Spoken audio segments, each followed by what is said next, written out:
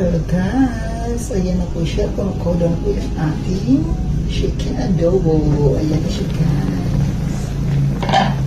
Mix natin siya guys. The aroma smells good kasi ang dami niya. Dami niyang seasonings na aking nilagay. Sarap. Lagyan natin siya guys ng konting sugar. Yan, brown sugar.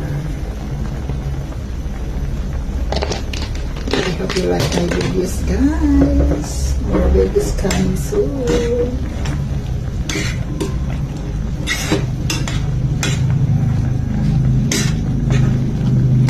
Ayan, tikman natin ulit.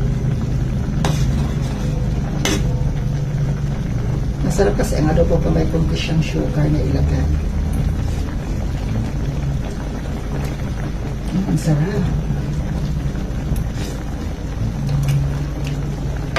Kayo guys, ano po ang ninyo today for your lunch?